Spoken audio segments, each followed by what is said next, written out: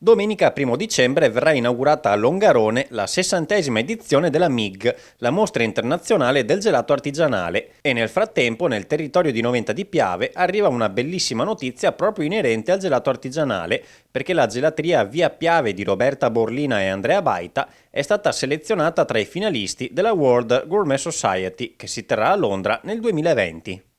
Beh, noi siamo felicissimi perché è appena arrivato un risultato molto importante e siamo risultati finalisti per un concorso mondiale in cui abbiamo presentato un nostro gusto di gelato, un sorbetto al raboso e lamponi con crumble di mandorle che a quanto pare è stato molto apprezzato anche a livello mondiale.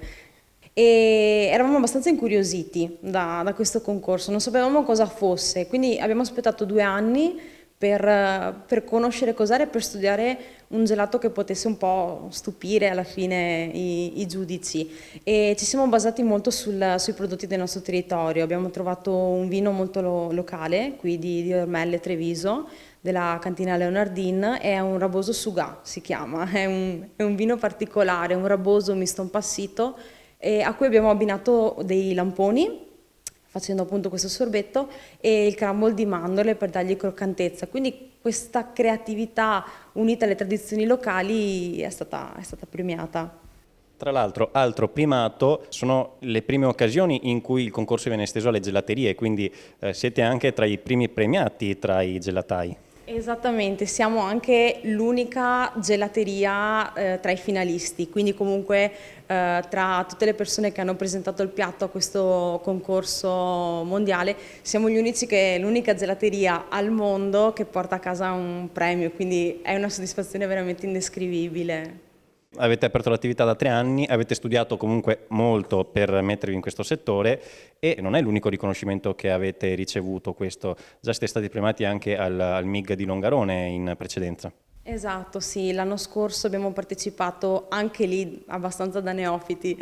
a Longarone e siamo andati all'interno di un concorso in cui è storico alla fine perché la mostra internazionale di Longarone è una mostra storica e siamo entrati in punta di piedi e ci siamo portati a casa il primo premio e siamo andati via sempre in punta di piedi perché sappiamo che sono concorsi abbastanza chiusi, però la soddisfazione è stata enorme, veramente. A fine gennaio sarà quindi il momento di fare i bagagli per la finale di Londra, dove nel galà di premiazione verranno svelate le prime 3 posizioni. E ovviamente noi speriamo al punto più alto, al primo premio, però comunque per noi che abbiamo una gelateria piccola a Noventa di Piave, che quindi siamo veramente nulla in confronto a chef di tutto il mondo, a gelaterie di tutto il mondo, in città storiche e quant'altro, quindi comunque anche se fosse il terzo premio saremo veramente le persone più felici del mondo.